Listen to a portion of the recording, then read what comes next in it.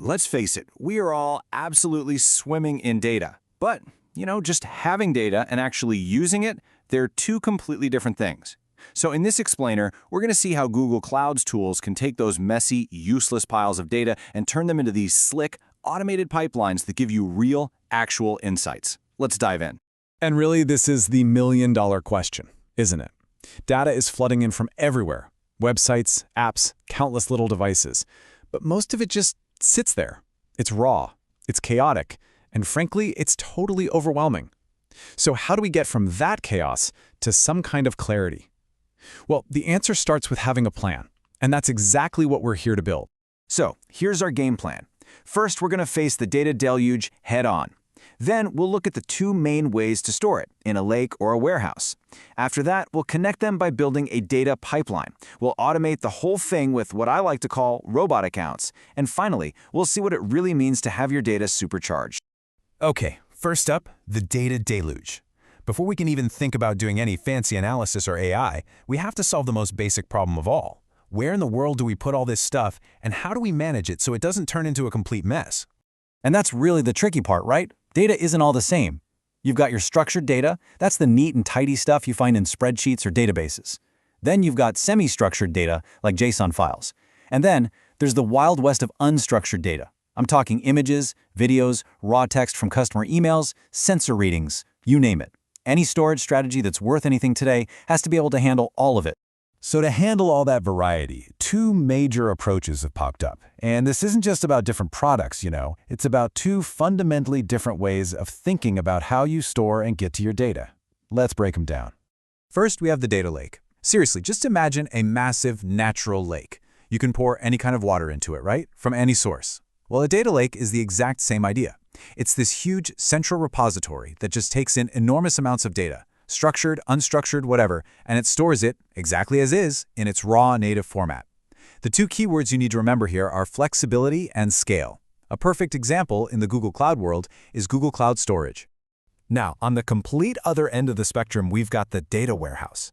If a data lake is a natural body of water, a data warehouse is more like a high-tech water bottling plant. It is a highly organized, super-structured system. Data doesn't just get dumped in here. Oh no, it gets cleaned, processed, and organized into a predefined structure before it's stored. The entire point is to optimize it for lightning-fast queries and business analytics. And Google's BigQuery is the absolute powerhouse in this space. And this table just breaks it down perfectly. Look at that schema row. That is the key difference.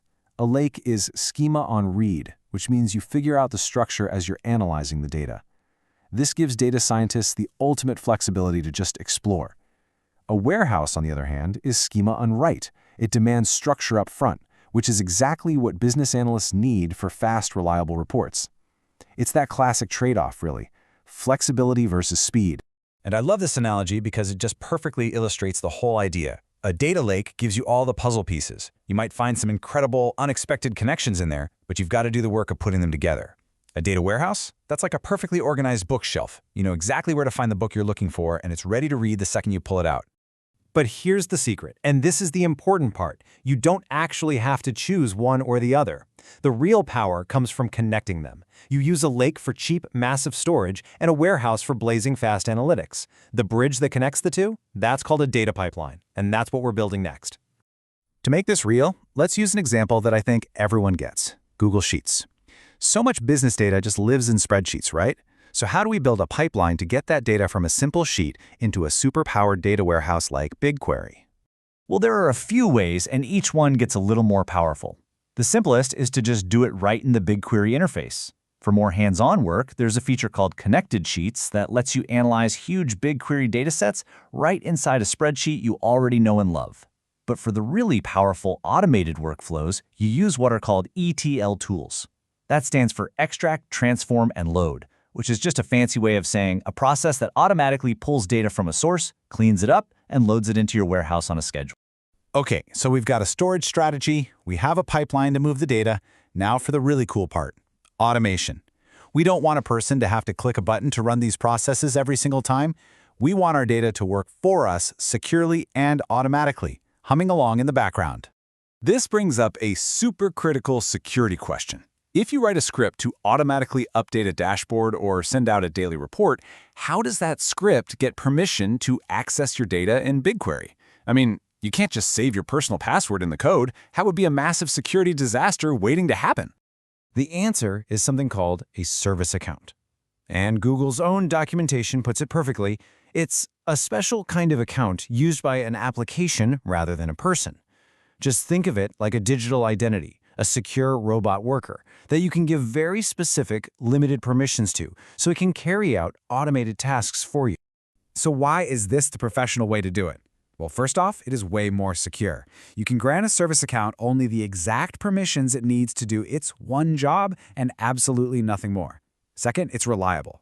The automation isn't tied to a specific person's account, so if someone leaves the company, your critical jobs don't suddenly break. This is true, centralized automation that's built to last. All right, let's bring it all together. We have gone from a random pile of data to a fully automated system that's ready for action. Let's just take a step back and look at the whole picture. I mean, think about the journey we just took. We started with raw, chaotic data, and we tamed it. First, we funneled it into a flexible data lake, then we refined it in a structured data warehouse. We connected them with a data pipeline and put a secure little robot worker, a service account, in charge of the whole process. This isn't just a workflow anymore. It's an automated intelligence engine. So the only real question left is, what will you build? You now have the blueprint to turn data chaos into automated insight. The tools are ready, the robot workers are standing by. The only limit now is the questions you want to ask.